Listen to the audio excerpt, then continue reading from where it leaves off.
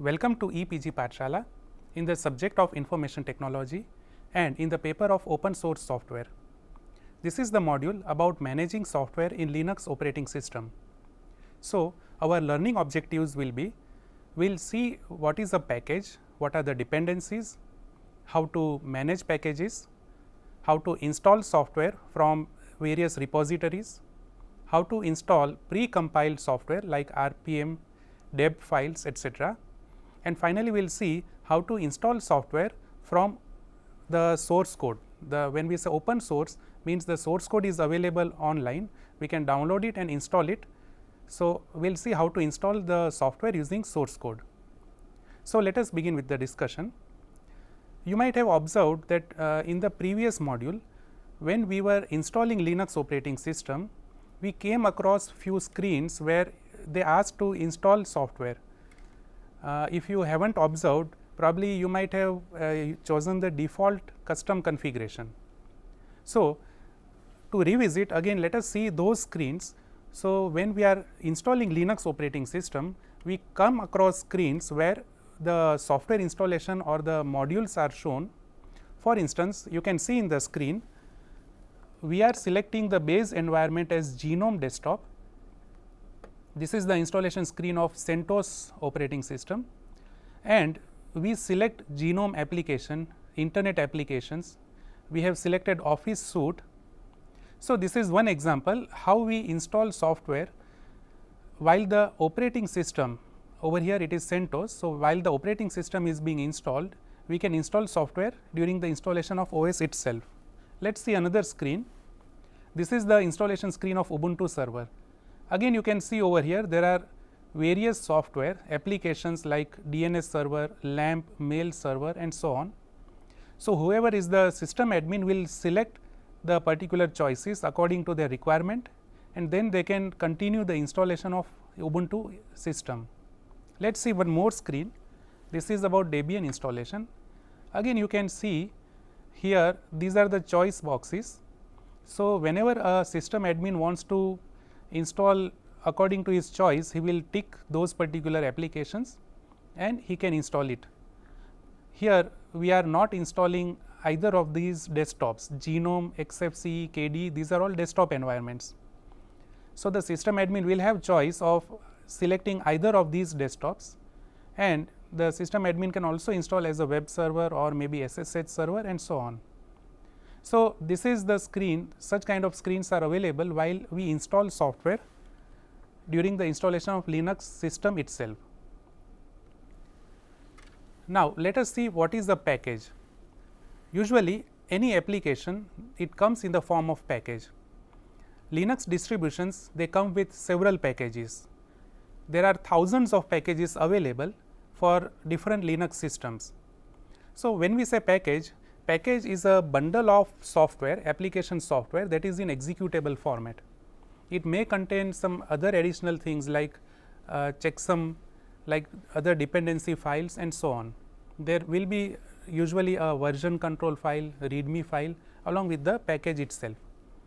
So, for different Linux operating system, there will be different kind of packages. When we say a package, it is similar to kind of exe file which comes in Windows environment. We can call an exe or a MSI file. So, what we do in Windows, we download a particular application which is in form of exe, we double click and it gets installed. But in Linux, the picture is somewhat different. As you know, there are various distributions of Linux. So, suppose if I am using Red Hat based Linux, probably I will not be able to install the packages that are built for Debian Linux. Or if I am using Red Hat Linux, I can install packages that are created for Fedora or maybe CentOS, because they are in the same line of distribution. So, installation of package itself is bit challenging while we are using Linux, but as we proceed we will see now it has become very easier. There are few very easy commands through which you can locate software, you can locate the packages and it can install by itself. So, when we talk about package management, let us see what is package manager. As you can see in the screen, package manager itself is a application and the package manager, they have their own repositories. The repository contains metadata and packages. If it is Red Hat based Linux, then RPM are their packages, and for each package there might be dependencies. So, when we select to install a particular package, we have to download it. Along with the package, the dependencies must also be installed. For instance, suppose I want to install a security package, say for example Nmap, then along with the Nmap package, I have to also install those dependencies. So, PMS or package management system, it is a collection of software tools to automate the process of locating a package, installing the package and configuring in this system. Further, we can also delete a package if required, or we can upgrade a package with the help of repository and package managers. So, this is about package manager. Now, when we talk about PMS system, the overall flow of working of PMS system is, suppose if I want to install a software, my query will go to the PMS repository. If I am online, the repository will check a particular mirror website or from where the package is to be downloaded. Then the package will be downloaded from internet, and finally, it will get installed on my system by resolving each and every dependency. So, PMS systems, they automate the task of installing software. To take an analogy, you might have seen the App Store or Play Store in Android. So, when we install any application in Android, simply we select those applications by going into Play Store, we download that application, it gets installed. There is no botheration or there is no technical requirement at the user end side. The same is with Linux operating system. Nowadays, the repositories are almost similar to Play Store. So, a system admin will try to locate the package, it will get downloaded automatically provided the internet is working, and it gets installed on the system. Let us see what is a dependency.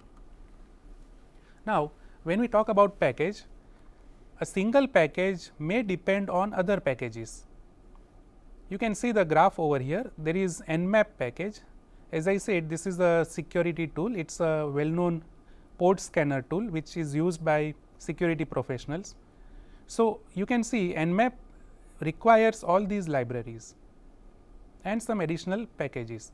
So, this is a PCAP library for packet capture. You can see SSL library for security purpose, it is secure socket layer, C++ library is there. So, when we install a package, the dependencies must be in our system.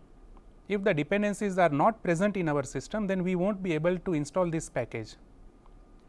So, if a person is layman, he will not be able to resolve dependencies by himself, and that is why Linux has developed an idea of repository. Usually, the system administrator, he fires the command, the package manager will take care of connecting to that repository, finding a package suitable, resolving the dependencies, and finally downloading that package. So, the entire task is automated, and as I said, for different Linux system there are different package managers. For Red Hat based system there is one kind of package manager, for Debian based system there is another, Arch Linux there is one more, and so on. We will try to explore two package managers, that is for Red Hat based distributions and for Debian based distribution or Ubuntu based distributions. As you know, there are various distributions, it is very difficult to cover each and every package manager in detail. So, we will focus on the two widely used Linux distributions in this module. So, when we come to package management system, a package management system can be either graphical user interface or it can be a command line interface.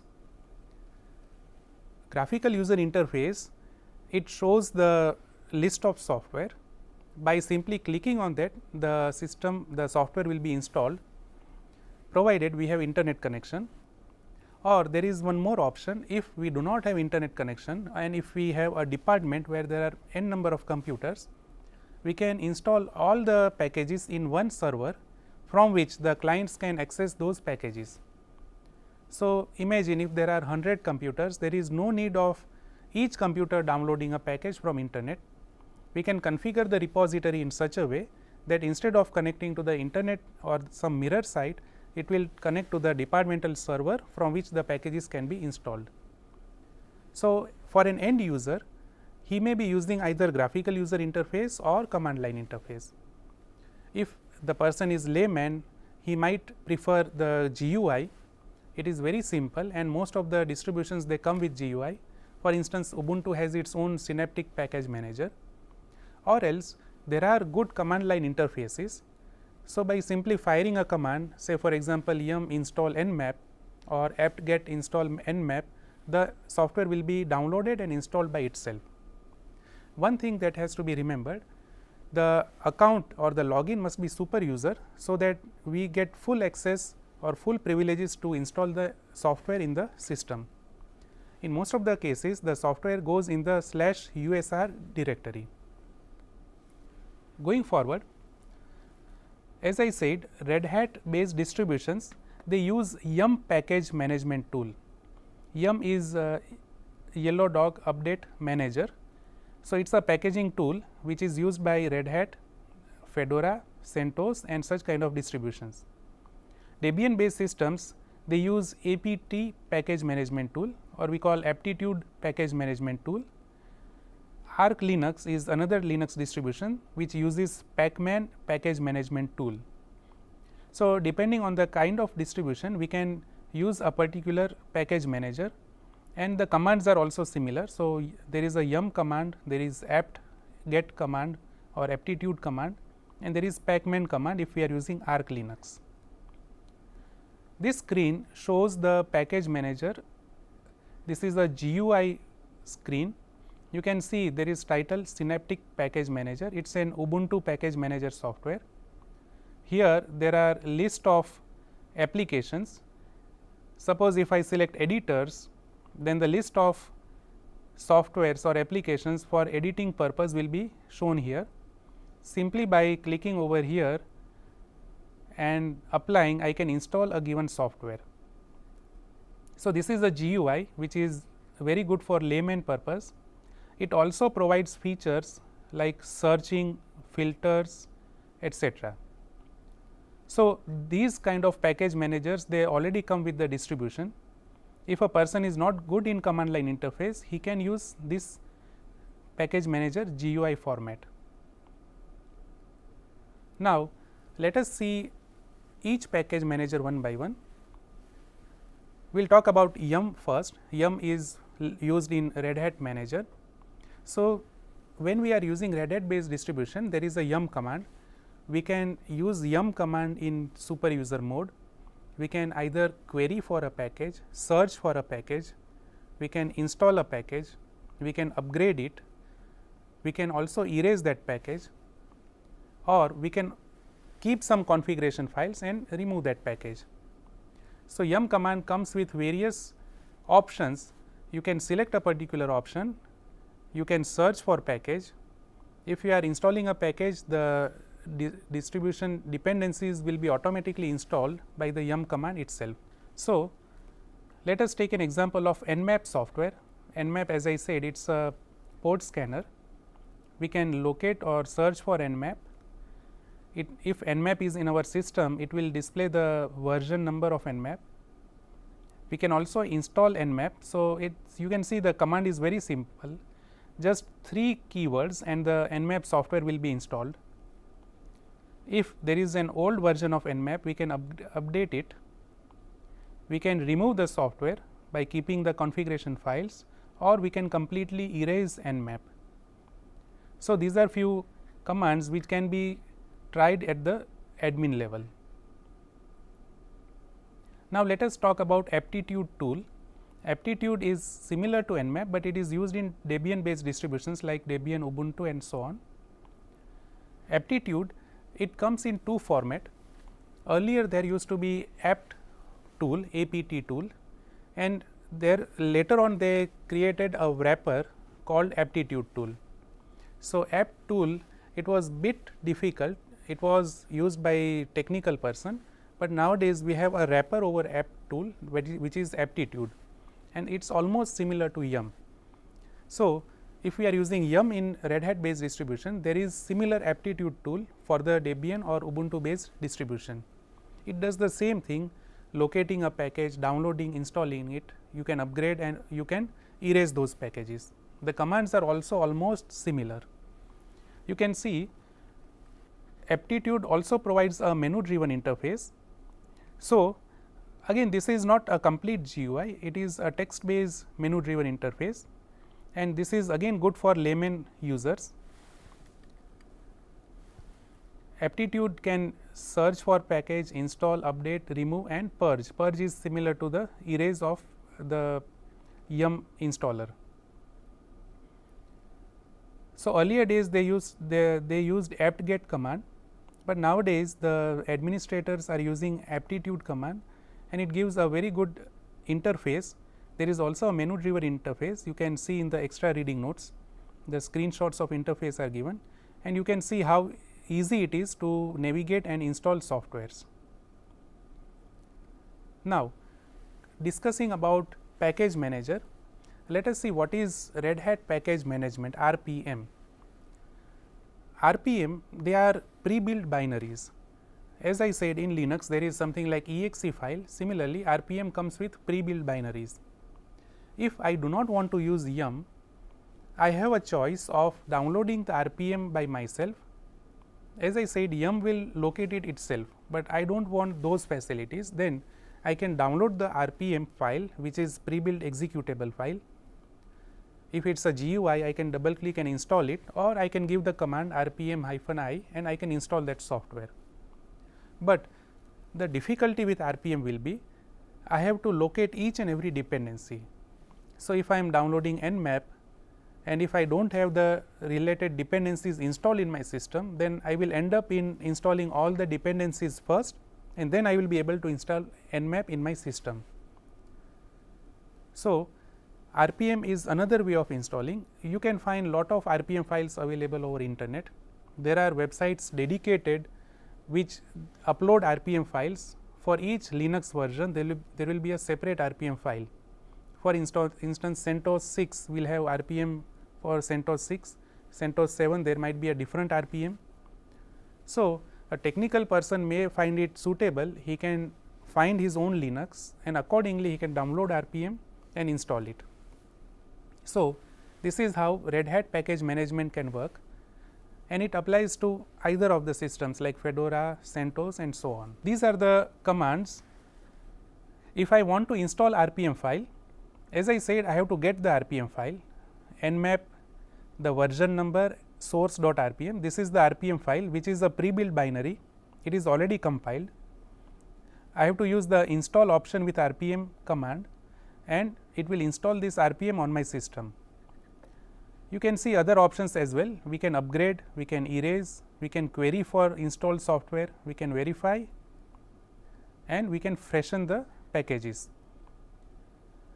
Some curious users may try to find or try to locate which kind of RPM they are using, then the query option is given.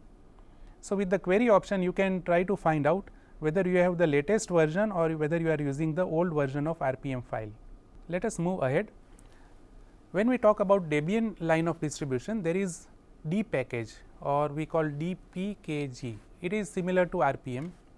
As we have RPM files in Red Hat Linux, similarly we have dpkg in Ubuntu based or Debian based distributions.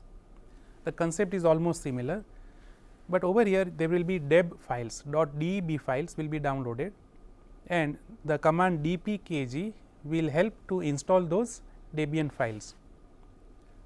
Again I am repeating, the Debian packages cannot be installed on Red Hat distribution, nor the Red Hat packages can be installed on Debian distribution, provided they are already pre-compiled packages. So, there is a bottleneck. When we are using a particular distribution, we have to download those pre-built packages, then we can use our program. You can see in the screen, this is a sample example how to install particular package. So, when we are using the Debian package tool, there is a deb file, it is for 386 machine.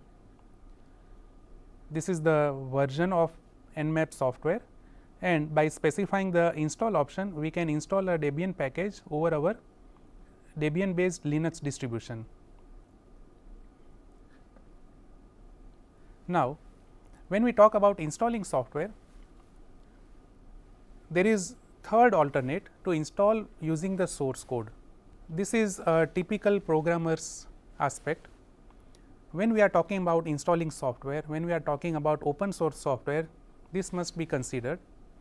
For instance, I download a source code, I have to compile the source code for my machine and then I can install it. So, if I am playing with a small software, it is easy to download the source code and compile it. Naturally, huge applications will take more time in compiling. It may take hours to compile the entire application if it is a low end machine. But again, for open source programmers, for technical people who want to modify the source code, if they are not satisfied with the source code provided by the application, then they can download the source code, they can modify those source code and they can recompile and install it. So, installing from source code is a more technical aspect. It requires the knowledge of your system, kind of hardware, little bit knowledge, and again there are set of commands. When we go through those commands, the step by step process will be completed and finally, we can install the software. Again, we will require admin privileges if we are dealing with installing any software, and if it is for all users, then naturally we need super user permissions. So, let us see the steps. What are the steps required in installing open source software? The first step is we have to download the source code. We have to download the source code of desired application, and in most of the cases the source code is available in zip format or maybe tar format. There are websites dedicated to upload the source code of a software. Websites like GitHub will have repositories of software, the source code will be available. So, after we download the source code, we have to configure our application. So, this configuration will resolve all the dependencies before installing, and if there is some error, if the dependency is missing, we can see some error message that this dependency is not available and you download and install the dependency first. Once the configuration is over, we can compile the software. Technically, compilation is known as making of the software, or there is a make command to configure the software, and finally, we can install the application. So, let us see each step one by one, how to download, how to configure, the commands related to compiling the software and installing a software.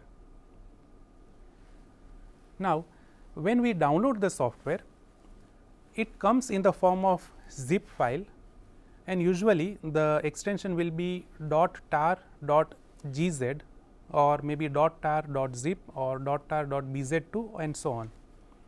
There are various compression algorithms. So, whoever has created the software application, they might have used their own compression algorithm. So, if I want to install a software, the first thing is I have to download the source code. Naturally, a source code may have lot of C files, header files and configuration files. So, the bundle of source code, it is known as tarball. Tar is for tape archive. All the files are created bunched together. So, we call it tarball, and then we apply zip or compression algorithm. So, we download the tarball. For a technical person, it will be difficult to locate the source code, the correct version, but nowadays there are GitHub kind of websites available. You can simply search or Google and you can find out the appropriate version. You can find out the history of the software, when it was last updated, and you can find the relevant version and download it. Again, downloading can be either through browser or through commands like wget and so on. So, let us move ahead. To download a source code, we can use wget command. Source code may be available on the application's website or it may be on GitHub. So, over here we are downloading nmap file, which is tape archived and compression is applied. So, this is the file name nmap-7.40.tar.bz2. we will download this file using wget command. Then once the file is downloaded, we have to extract. This is the zip format. So, there is a command tar command, and we are extracting. X is for extracting the command. We are extracting this software. Once the software is extracted, it will create a directory. So, there will be a directory of nmap. Then we move into that directory. Once we change to this directory, we will see all the source code files. The files of nmap will be visible once we cd into that directory. Now, those files will also contain a file like readme or install. Either there can be a readme file or install file. They are all instruction files. So, the person who wants to install a software will have to go through the files. Some preliminary description will be given. It will be about configuring the software. So, now we move on to the second step. We will have to configure the software. If you are a layman or novice users, you can find out the help for configuration, or else this is how you will configure the software. / indicates the current directory, and there is a configure command. So, there will be a script which runs when we execute the configure command. The configure command will check for dependencies. It will try to resolve each and every dependency. For instance, if I am downloading nmap, then there has to be SSL present in my directory, there has to be a pcap present in my directory, and so on. So, those dependencies must be installed if I want to install nmap. Now, this checking is done by configure. So, whoever is creating source code, they will create a configure file. Before installing software, the system will be configured, parameters will be checked. It may take a minute or so, the script keeps on running for some time. Once you see that configuration is completed, then we can move ahead to the next step. The next step is about compiling the software. So, make command is useful for compiling the software. Make will compile all the C files along with the header files, and then you will see the executable files are available. And to install a software, the command is make install. This make install will install the entire software. The software will be placed in particular directory as per the choice or configuration given in the configure file. But for make install, we have to log in as super user, or we can fire this command as sudo.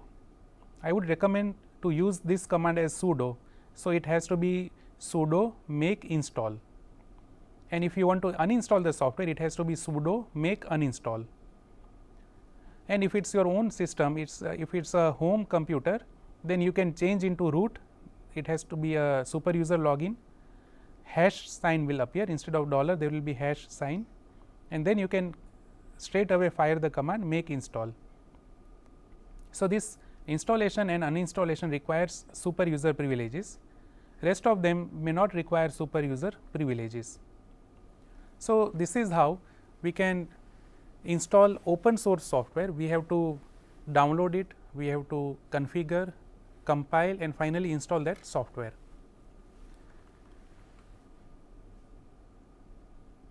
Once the software is installed,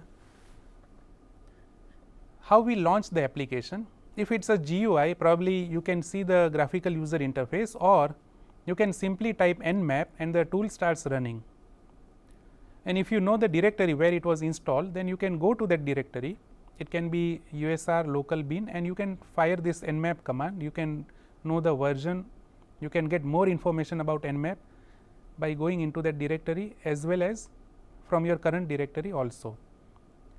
So, launching of application, if it is a GUI, as I said, there will be a icon available on your desktop, or if it is a command line interface, command line application, then you will find the commands available to almost all users. So, over here nmap will be available to any user if it is installed in that particular access privileges environment. So, let us summarize what we discussed in this module. We started our discussion about installing a software. So, when we install Linux, there are provisions available to install the software along with Linux installation. Somehow if we have missed that train, then there are other options. There are package managers through which you can install particular application by selecting a package manager. It can be a GUI or it can be command line. By using package manager, we can download the packages, we can download dependencies and it can be installed. And if you are a software programmer, you want to rebuild the software or you want to play with the source code, then the last way is you can download the source code, what we call tarball. We can extract, we can compile and finally, we can install it on our system. So, please go through the reading notes. I have provided the pointers to downloading of software. You can go through those, you can try to download it. If you wish, you can also configure your repositories and please try to install at least 2-3 applications to get a little bit confidence. I hope you enjoyed this session. Thank you. Then we will see how to install software and manage software using repositories. We will see how to install software and manage software using already built packages, packages, packages, packages, packages,